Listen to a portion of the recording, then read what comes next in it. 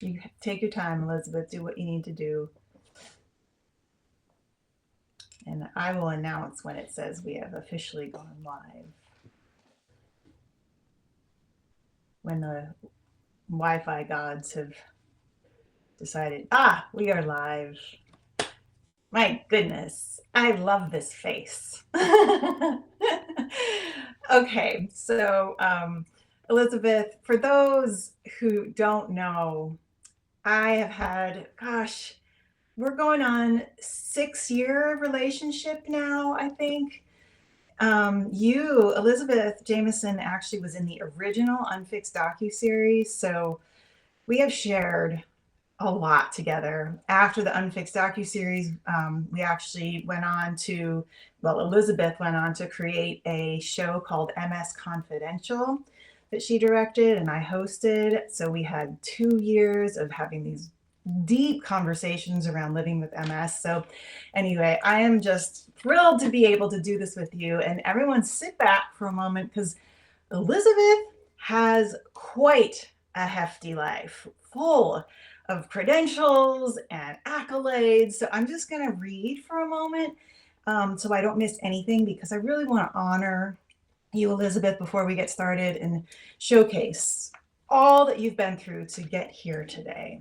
So, to me, you are a vibrant illustration of grace and grit, real chutzpah, turning a lump of coal into diamonds and MRIs into works of art. In other words, Elizabeth Jameson is an artist, a writer, exploring what it means to live in an imperfect body as part of the shared human experience. Her journey with multiple sclerosis has spanned over 3 decades. But before being diagnosed with MS, she worked as a public interest lawyer representing incarcerated children and later advocating for kids and chronic illnesses and disabilities to receive the medical care that they needed. As her own disease progressed, she began transforming her MRIs into art. And if you haven't seen these, go to jamesonfineart.com because they are extraordinary. They reclaim her medical data and turn those clinical images, those black and white pictures, into invitations for deeper, more human conversations about illness and disability. Her work now lives in permanent collections across the United States and internationally, including the National Institutes of Health, major universities, and medical schools. So, due to the progression of MS, however, she is now quadriplegic and can no longer create the visual art without assistance. So, she adapted again and now writes and speaks widely about living with illness and disability. Her essays have appeared in the New York Times, the British Medical Journal, Wired, and MIT's Leonardo Journal. Her piece, Losing Touch, Finding Intimacy, was also included in the New York Times anthology About Us. She gives talks around the country, including a TEDx talk called Learning to Celebrate and Embrace Our Perfect Bodies. Mark that too, you're going to want to watch it. And her new book, An Intimate Journey, comes out later this spring that chronicles the various art methods the artist has used to understand her relationship with a disease that continues to advance. Textile paintings, solar plate etchings, embroideries, and digital renderings created from the clinical data that she initially refused to face. As Elizabeth has often referred to her MRIs as containing a secret language she yearns to comprehend. Welcome, Elizabeth. Wow. I'm so delighted to be here, Kimberly. Oh, I love you so much. I'm going to pick up right at the very end of what I just shared there. You referred to your MRIs as containing a secret language that you yearn to comprehend. Can you tell me have you learned anything about that secret language? Have you decoded it yet? No, not at all. Maybe I never will. But I just for the viewers understanding, MS, I have MS, and MS is diagnosed by an MRI or they're viewed by physicians as a way they can track the disease. So I've had so many MRIs in my lifetime. and I have so many stacked. When I was younger, they were ugly, black, plastic MRIs. Now they're digital, but I refuse to look at them when they handed them to me early in my diagnosis. And I just thought it was like staring at my brain. It was so horrifying and cartoonish. Mm. And I hated seeing digital images of my precious brain. And so that's why I decided to concentrate as an artist. I went from being a lawyer to an artist and to concentrate on the MRIs because I think everyone, I don't know, everyone, lots of people with MRIs live with stacks and stacks of these images. Yeah. And to me, they were so ugly. I didn't want to view myself as having ugly images. So I Yeah. decided to transform them into something beautiful. And they So, are. well, and then when I really spent a long time looking at the brain, I found just the brain's folds are gorgeous. And there, and some of the scans show the folds having like Arabic or Chinese calligraphy. So I'm fascinated by learning and studying the brain through the images. Wow. Do you find, Elizabeth, because when I had my first MRI back when we were trying to figure out what was going on with my dizzy brain, I was so scared. I remember, I mean, I was already in kind of a constant state of panic, but then to actually view these scans of something that I had never seen before, I felt so much fear, not just to experience the MRI, but then to look at them afterwards. Did you have that initially, and how did working with them with color and the way that you've, created them, turned them into something else, did that shift an emotional response to them too? I felt your experience, they were so scary and off-putting looking at my brain. And keep again and again, I have these images I have to have for my physicians, and I refuse to look at them.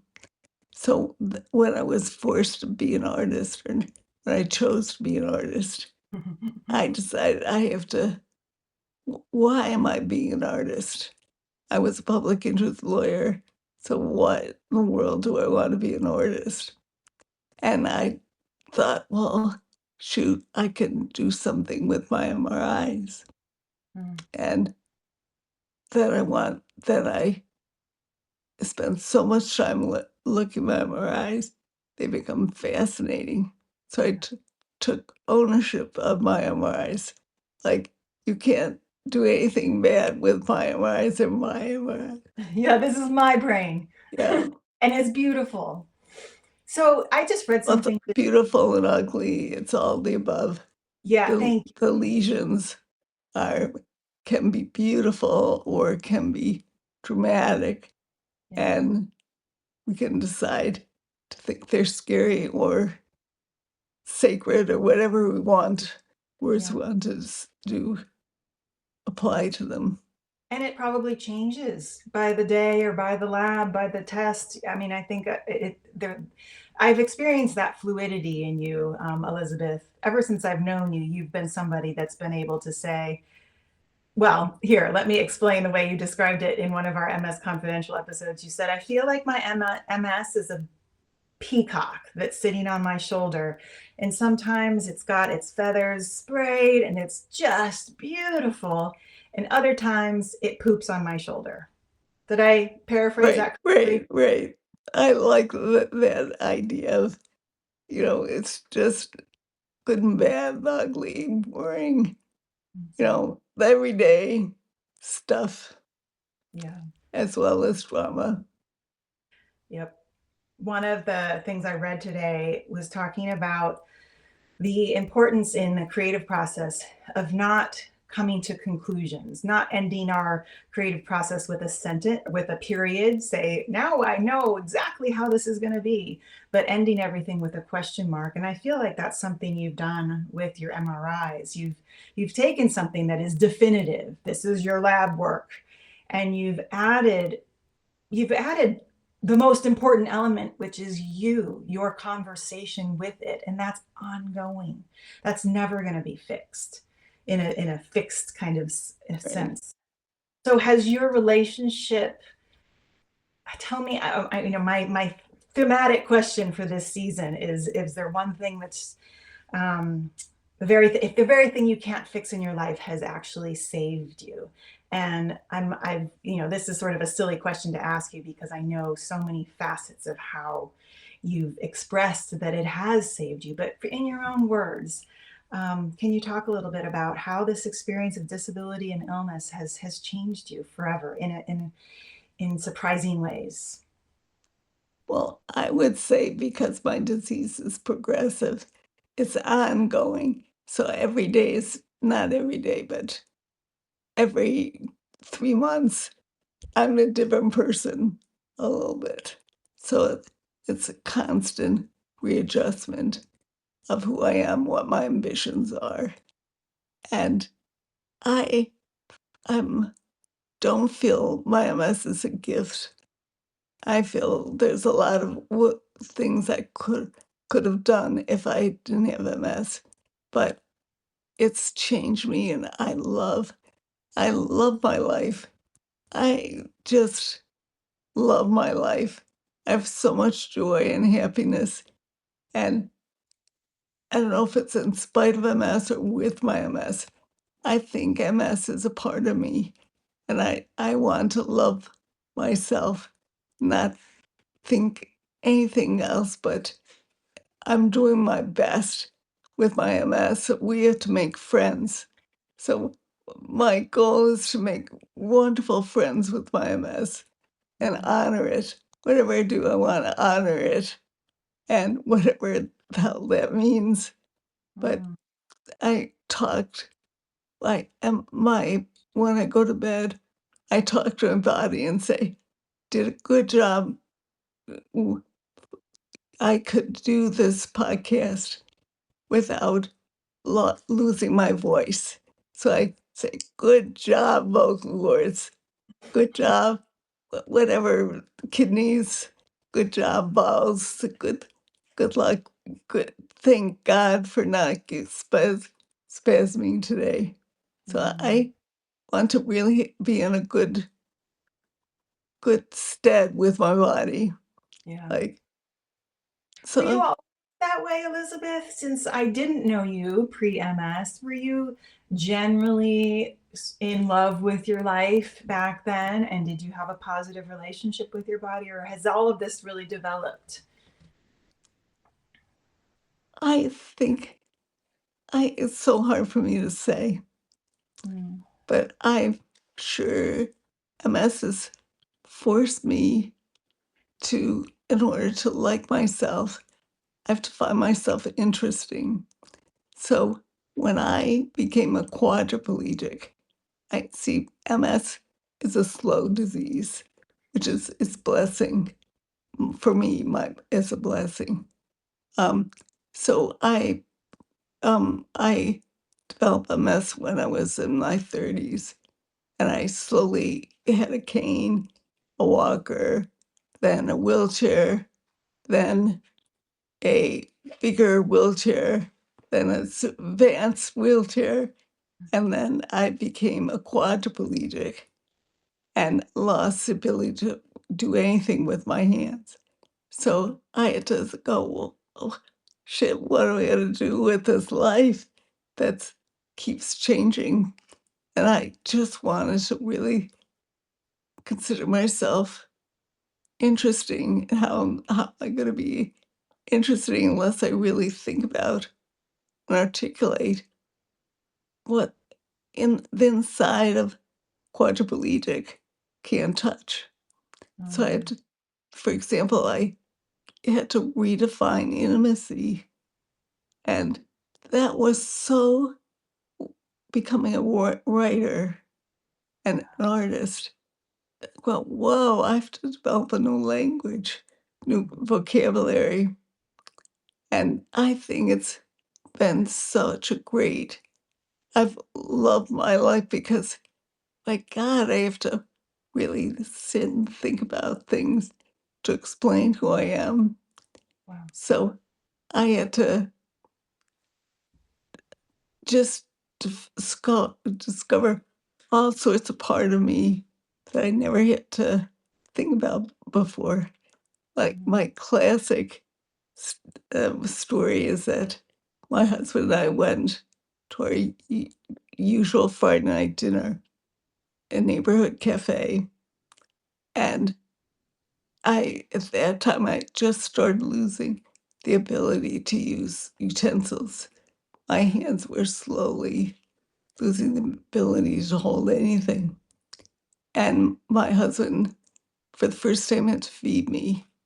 And he fed me all wrong. I hated the way he fed me. I hated it. I was so grumpy. And I said, David, I just didn't have a good time with you, BB. And he was really upset saying, I did this thing for you.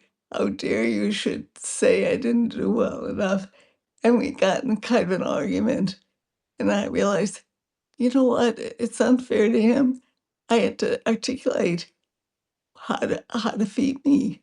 I had no idea how I like to be fed.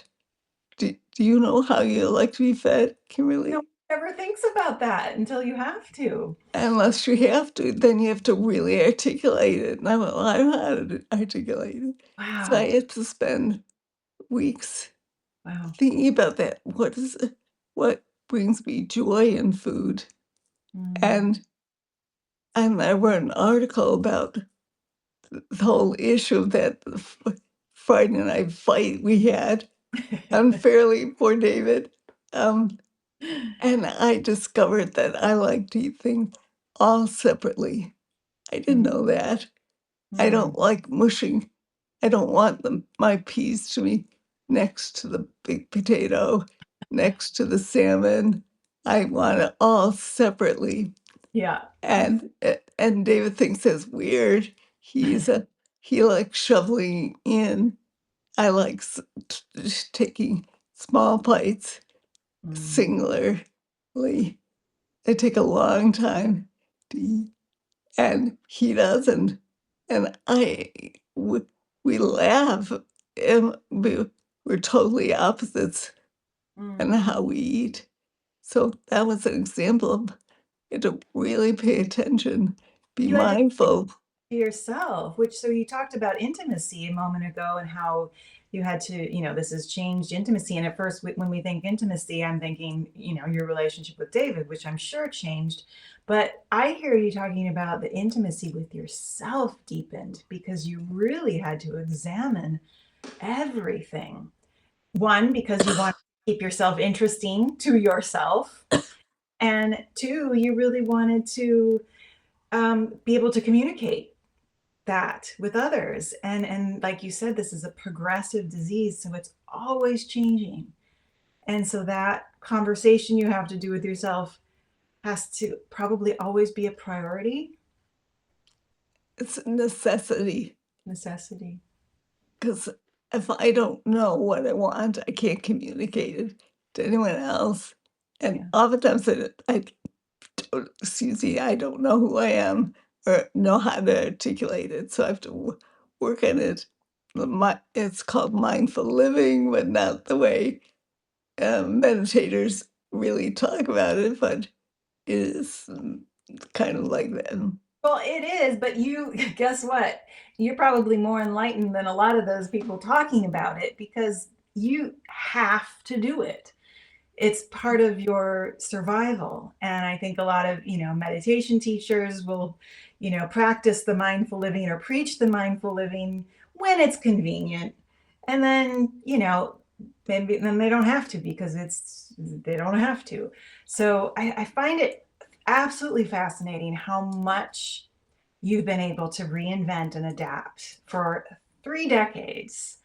Um, and I'm guessing that people listening, maybe there's some of us that feel like a little, I always feel this when I talk to you, Elizabeth, like this little vibration underneath my chest, probably because I love you, but also just this kind of like, woo, what's she going to say next? And Oh, I'm curious if people, if you were to give people advice on how to begin this process of reinvention, how to not get stuck in self-doubt or talk themselves out of it. If somebody's on that precipice of like, gosh, I want to reinvent myself, or I have to reinvent myself, how do you begin pushing through some of that self-doubt? I have no wisdom. I like to think I have wisdom, but I don't have wisdom. You do. You have tons of it. I just would like to, I don't know how I've done what I've done, but I guess I, I think what you said was true. I don't want to be boring to myself, Mm, and I don't care about other people. To myself. I want to feel like I'm growing and learning. So I choose to be doing things that are learning and nourishing to me. mm, And when I discovered writing, even more than being an artist, when I started writing, I thought, I want, what one biggest loss of my quadriplegia is I can't hold hands. I can't touch people. And I'm a touchy-feely person. mm, Not ever being able to hug is horrible for me. And so I decided to write an essay about intimacy. And I had to think, I don't know how I don't have intimacy. And I gave it myself homework. This month I have to see intimacy in a whole new light. mm, And it's interesting how I never thought intimacy, except I was at a meeting and this man s- went down on his knees to have eye contact with me. And it was like someone was making love to me. So, mm, oh my God, my heart, I was so touched that he would do that in order to be my level. mm, And I felt so honored and mm. loved, and I thought, well, this is intimacy. And I wrote about at least one of the things that I wrote about that incident. Another is someone helped me with my voice amplifier. It was amplifying my voice, and he explicitly navigated the in volume. And when he did that, I thought, my God, there's so much intimacy in that. I felt, I was so honored and touched, and this is my new intimacy. It's Wow. great. It's Wow. and it opens up the number of people I'm intimate with that choose to think of as intimacy. Oh, that's And just so beautiful. all the time I see the ways I'm intimate a lot, Mm, just changing the definition. And that was from writing, the gift of having to be put a magnifying glass on mm, changing intimacy. So I try to acknowledge as much as I can to myself, acknowledge I have so much intimacy in my life mm. that's wonderful. And that's why I love being alive. And I so want to work with you and other people on other various projects. And I just, Yeah. I love surrounding with people who give me energy and You have a hopefully, very curious mind. I mean, you're a probing mind. You that microscope that you put on, you know, an idea, let's say it was intimacy, and then decide to digest it and then articulate it and then write about it. That I think the seeds of that is just an insatiable. curiosity. Is that feel like where that some of that comes from? I don't know. Think I'm very curious, and when I hit the goal of really, really live with the brain for my art project, I did delved into books on the brain, and I met with a lot of neurologists and neuroimaging specialists. And I was so it was a gift of MS because I would never have met with all these people and have the interest to delve into the brain. And I was so fascinated by having a disease of the brain. I was lucky I was. Mm. So I felt I feel honored to have MS. I don't know, it sounds weird to say that, but Well, I've heard you say it, so in so many different ways, Elizabeth. Have you ever had in all of the talks, I'm sure you've had some MS patients that say, I don't feel that way. I feel like this is the curse of a lifetime. What do I do? Like, how do I reframe this in the way that, how do I get to where you are? Has anyone ever asked you that? I know people think I'm Miss Pollyanna, and I I don't. don't feel that way. I I feel like everyone has their own disease, and for some people, it's devastating. And I feel like my disease, although it's taken so much from me, it's given me a lot. So I feel like for other people, maybe horrible Mhm. or cancer. It just depends on the individual. But what if they want to have more of the perspective that you have? What if they really they want to say I love my disease in some, the words that you've said, it's beautiful and painful. It's both, but I think people want to know how to do that, and maybe sometimes it's just so they feel so much of the limitation of it that it's really really hard to see the flip side. Yeah. Well, when I'm in intense pain, I don't feel that way.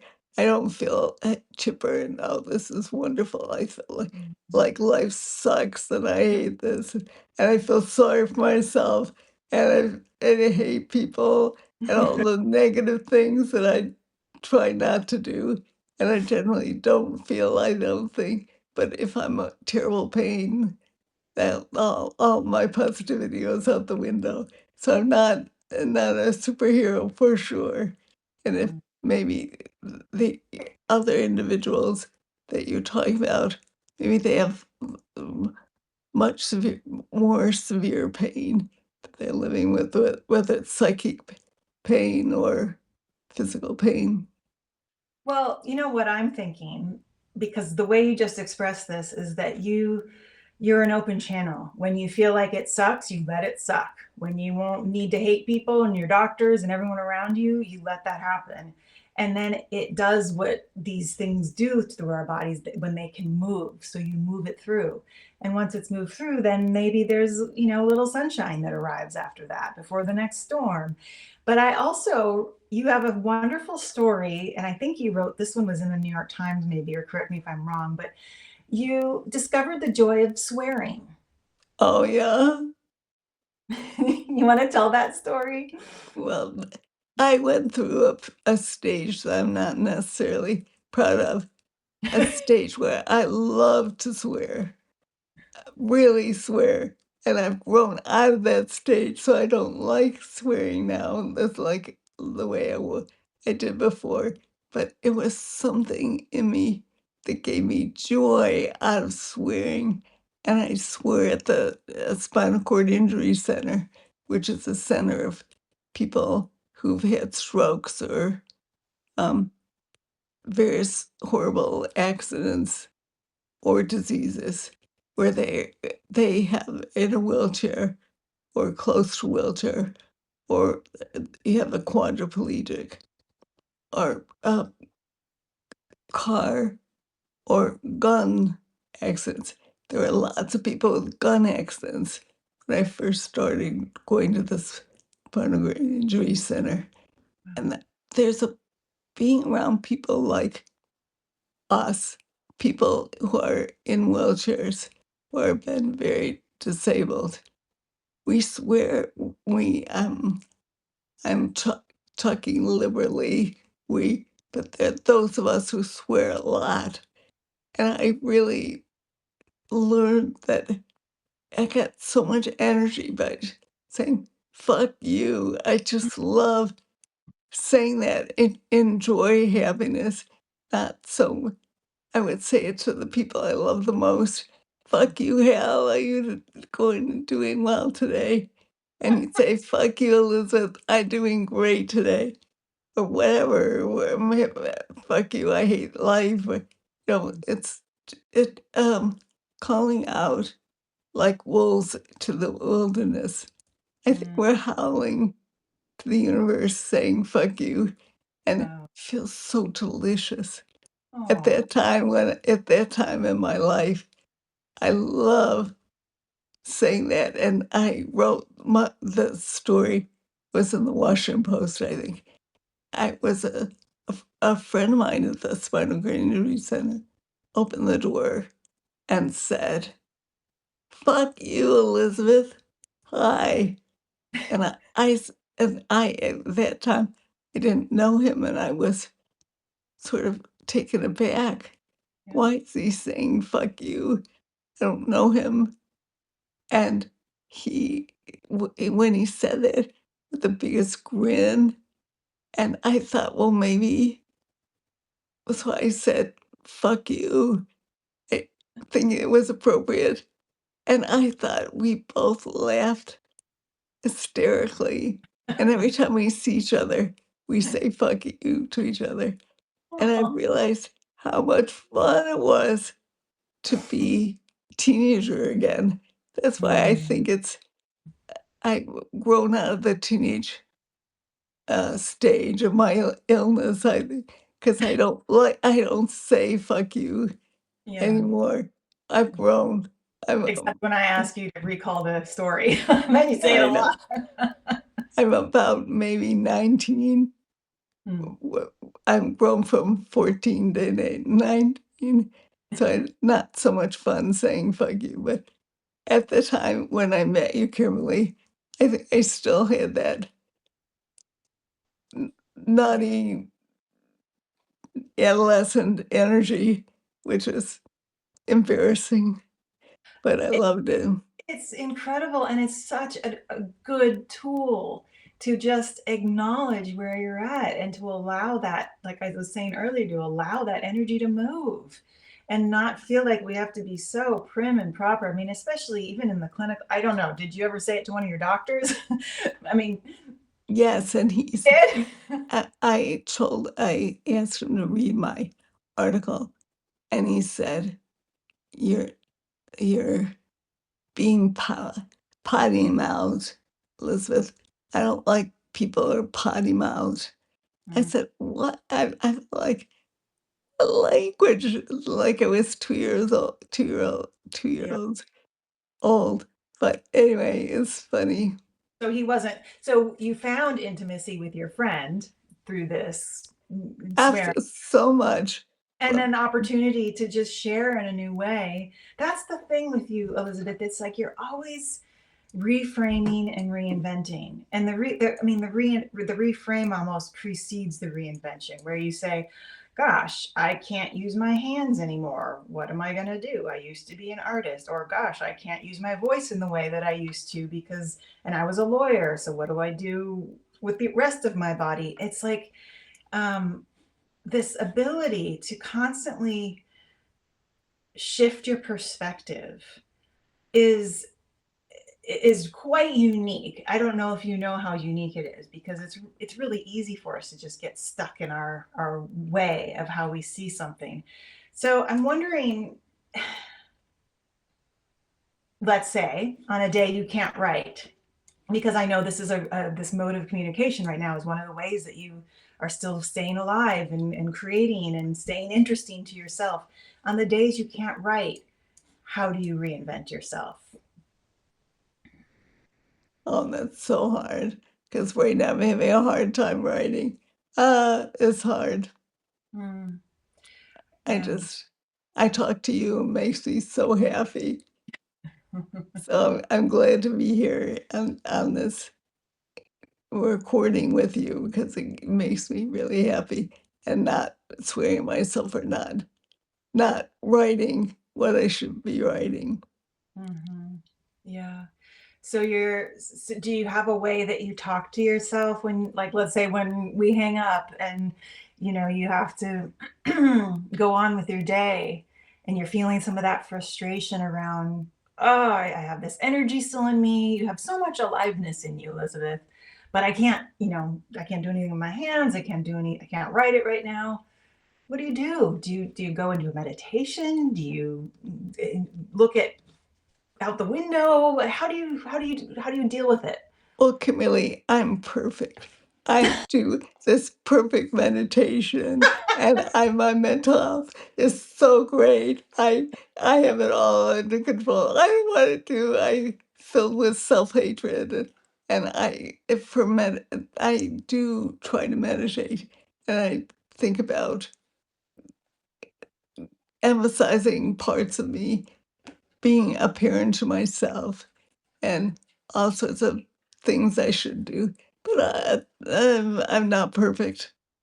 I, I know. I I'm just looking for tools because you're not perfect, but you are extremely wise. And I know you kind of like to deflect that, but look who our friend Kathleen Kiddo just joined, and she's saying, "Hello, oh, Kathleen." hi, Kathleen. I mean, yes, people love you, and you do.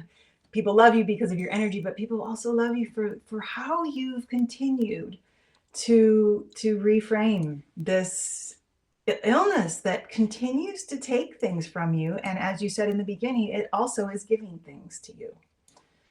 So what are some ways, you've got a book coming out this spring, what are some ways that you hope this book um, changes the way our culture or our media approaches disease or looks at illness?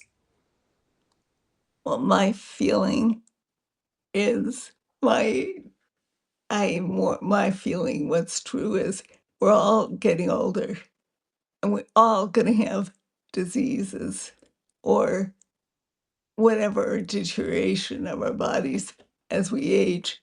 And I want people to take joy in aging and losing control, or not take joy, but to say, oh, wow, aging, or I'm living my best life I can with all the imperfections that we're all going to get. We Right now, we have an imperfect body, or in the next day, your child will get imperfect.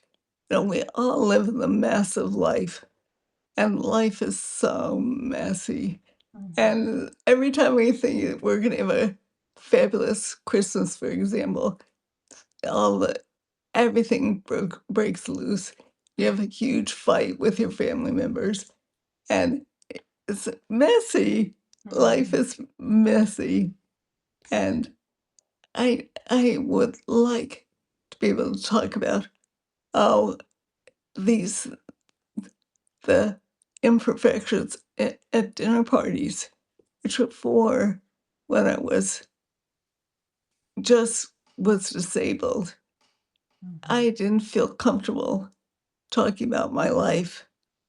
And it's only now, as I'm in my 70s, that now people know they're living with their knee replacement or whatever stuff, crap that comes with aging. Yeah. And I just feel like I want to hug everyone saying, yeah, it sucks. But we can deal with it. We'll deal with it together. Yeah.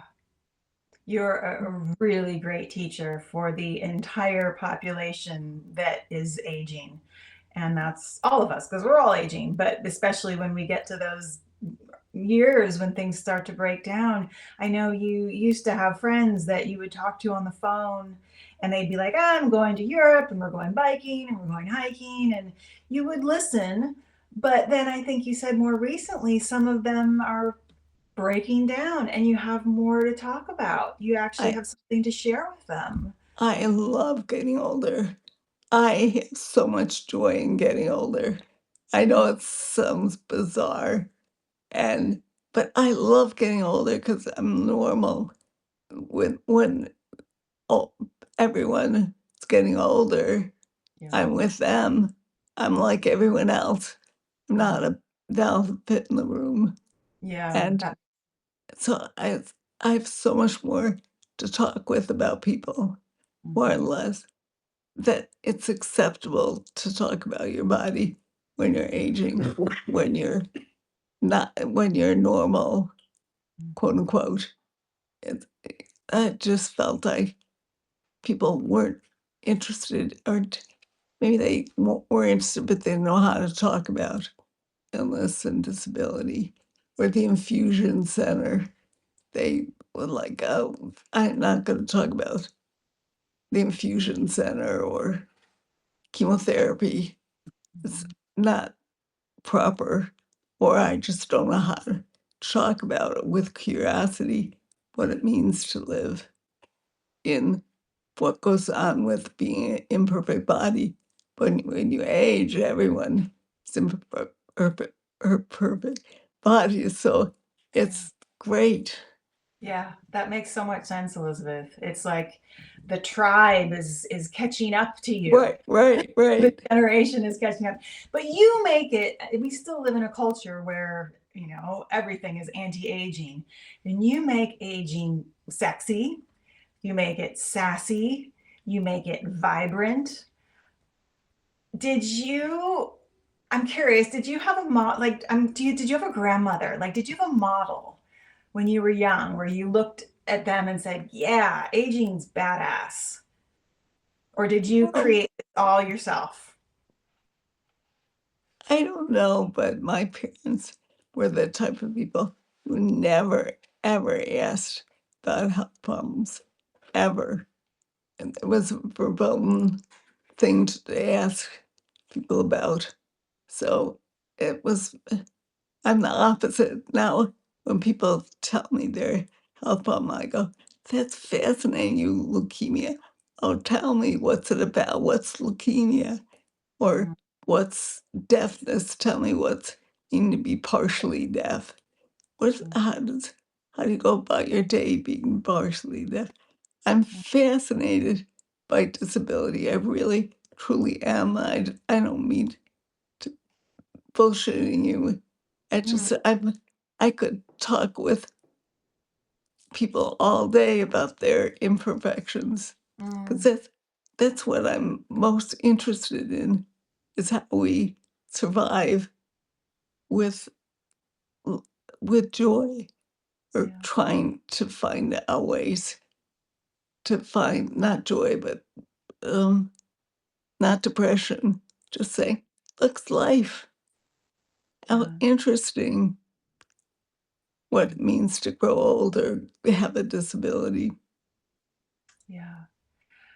You're making me think of there's a collage artist that I follow on Substack. His name is Dwayne Toops, and he has this remarkable ability to create these collages, but then contemplate them with real deep philosophical thinking. And the other day, he was talking about how one of the things that he loves about the process of creativity and collage work specifically is he's taking an image and then repurposing it or seeing it in a new way. You may cut out a part of an image that is part of a pastoral landscape and then place it in a shopping center, and then you get to feel how that the shift has a new conversation happening there and it becomes alive again. The one over here, the pastoral landscape, was just, what Right. we assumed it would be.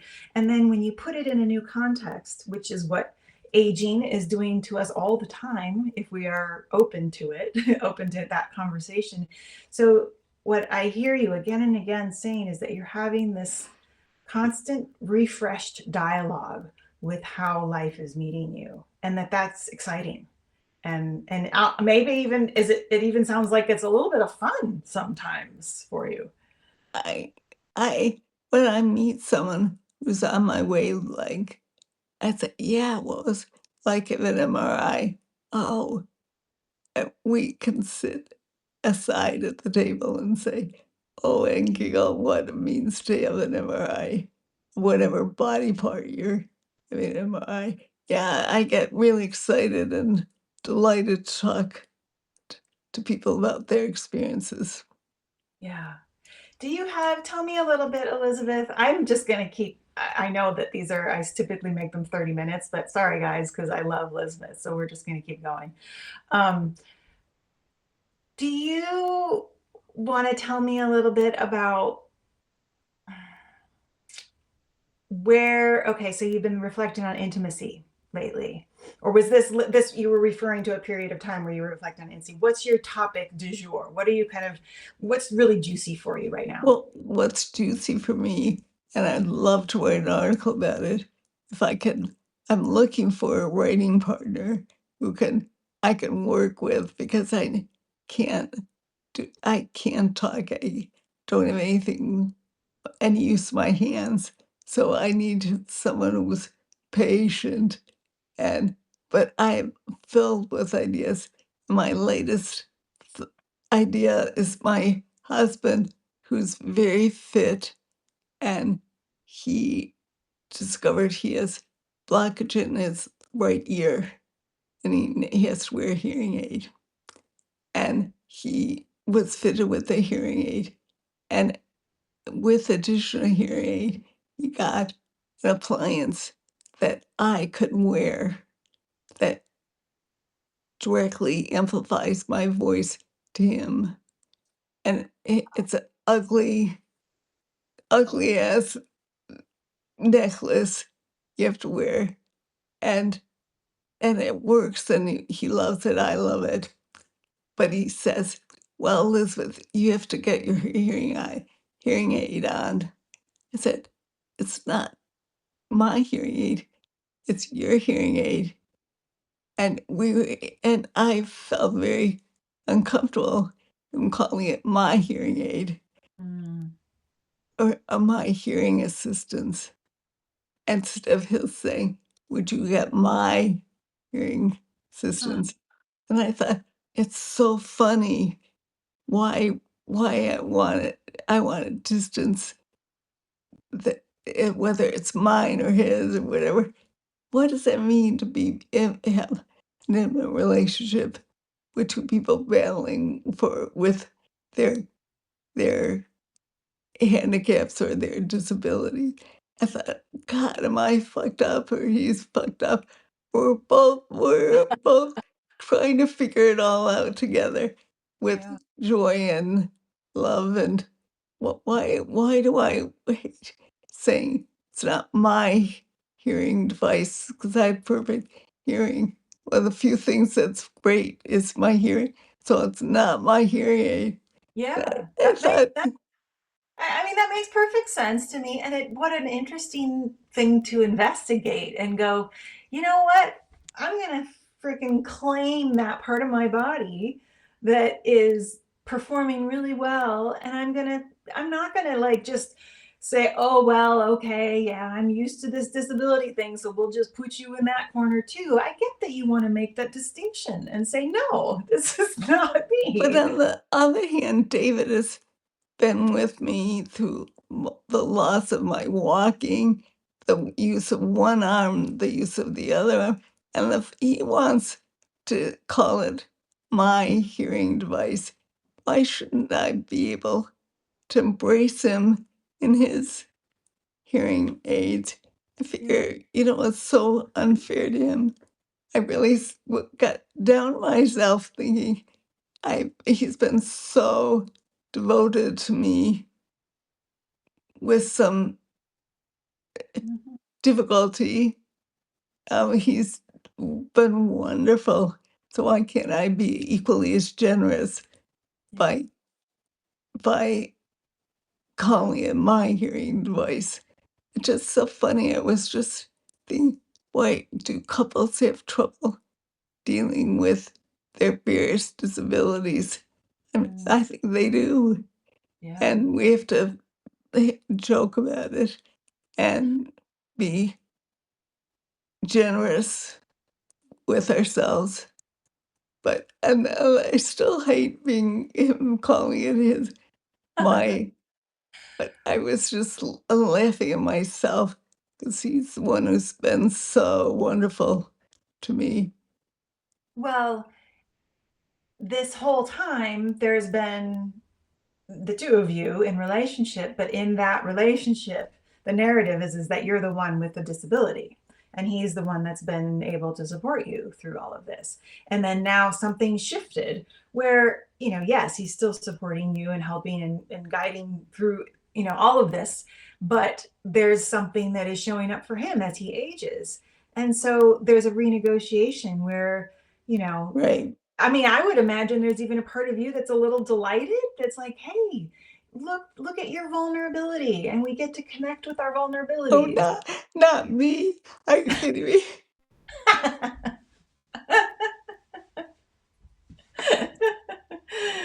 Oh, I think that's wise what you're saying.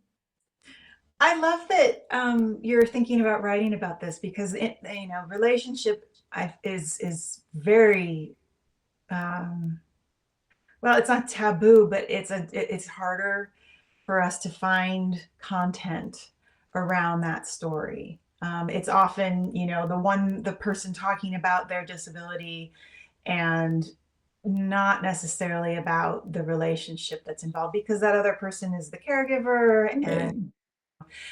it adds another layer of complexity. But is there ever when you can you talk about this with David? Do you talk about this issue with him and how you'd like to maybe meet some intimacy together in that space of Oh, vulnerability? yeah, we talk about it all the time. Yeah, It's hard. It's hard. yeah. Because he probably doesn't want to go there. I'm guessing. I don't know David, but Why would it want to go there? You have to go there with well, eventually friends. he is. Eventually he's going to have to. My dear mom, and she's still on here. Hi, mom. But like I mentioned to you earlier, she's been diagnosed with Parkinson's, and she ran circles around us until she was 75, and has always been just superwoman to us. And she's having to really renegotiate living in this body and this brain that are much much slower, and there that is inevitably changing our relationship to her as well. You can't not in a we're showing up in every way we can for her, but it's the way that our dynamic together is very different. She's more quiet. She's a lot more quiet now, and I love it. I love the sweetness that it's offering us and this new way of relating together. Well, how great. Mhm. Yeah, it's really, really sweet. And yet at the same time, I know my brother lives 7 miles away from her, and for him, there are moments where it's just like, "Oh, mom, come on, get it together." And I think that says more about him, I think, than it does about my mom, actually, because she's handling this with a lot of grace and honesty. So, It's art because everyone needs to negotiate illness, whether you're it's a child who's healthy, they have to negotiate yeah. with the elderly person or the sick person. It's all intimate dialogue and re-challenging, re-negotiating. It's all It's hard work. It's It is. intimacy is so hard work. You know, one of the things that you talked about in the past is that you love how children don't beat around the bush. They're very, they'll just come right Right. up to you at the coffee shop and say, "Why are you in a wheelchair?" And there is a level of like propriety that we get when we're adults where we feel like, oh, how do I say it? Should I say it? And I think things are really freed up when we just drop some of that narrative and allow the interchange to be a little bit more direct, like a child. Because you love it Yeah. when a child comes up to you and asks those I questions, right? love it. I love it so much. Hmm. What do you do when a child runs up to you and says, "Why are you in this chair?" Oh, I'd say, "Oh, I want you to look at my chair, look at things you can do. Do you wanna drive it? Do you wanna sit in my lap and we'll Oh, have races together?" Love it mm, 'cause I I love people thinking I'm normal. I'm just different, but I have I want them to think of it, I'm normal. yeah. Our normal screwed up life, imperfect life. Life is imperfect. Yeah. And that's the name of your book that's coming out, An Intimate Journey, is all about living in that messed up, beautiful perfection, imperfection. Right, right. So I want to circle back because we are getting to the hour point here. You mentioned, and I saw a lot of hearts fly up when you said I need a help, a writer, a writing assistant to help me because you've got a lot more ideas to share with the world. So those that are listening, and if you're a writer and if you're looking to fall in love with someone, see, look at all these people, then can we get permission from you, Elizabeth, to have them contact you through something? Absolutely, absolutely. Okay.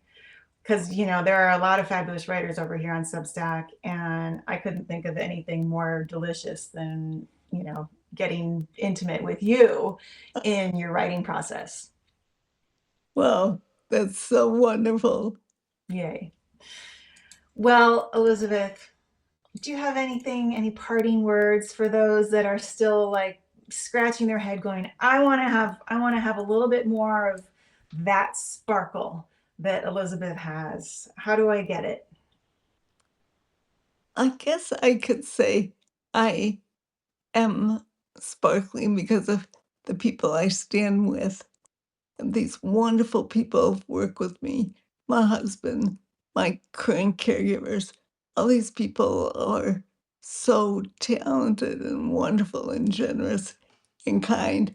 I feel like I couldn't do anything without being surrounded by wonderful people. Mm. It sounds so Pollyannish. I'm sorry, but I No, really but mean it. this reminded me of a quote I heard the other day. The antidote to despair isn't hope, it's gratitude. And you Yeah, just demonstrated that right there. The antidote to despair isn't hope. Hope puts us too far into the future. It yeah, just takes us out of like the possibility of what's right now. But if the antidote is gratitude, then we are in immediate relationship with what is. yeah. So, Feel like my life is so rich and wonderful, and I'm so thankful for this wonderful life. And I'm thankful for having such a wonderful disease like MS. It's like I'm still alive, I'm still kicking. I'm incredibly ambitious. I want to keep writing. I want to keep talking. And I'm so happy that I'm alive. I love it. ah, I love you. Everyone needs an Elizabeth on their shoulder. Can we all go about our days and have like a little recording of you? Just Well, to I already have you on my left shoulder. perfect. But hopefully I'm like spraying my feathers out and not pooping on it. Yeah, I occasionally you do, but that's human. That's okay. That's human. I wouldn't like it if you didn't poop on me every once in a while. Okay, it's a deal. All right, I love you. Thank you everyone for tuning in. This was just so fun. It's wow, it's been a really, really joyful gathering with everyone, and especially you, Elizabeth. So, Thank you. Bye. bye bye.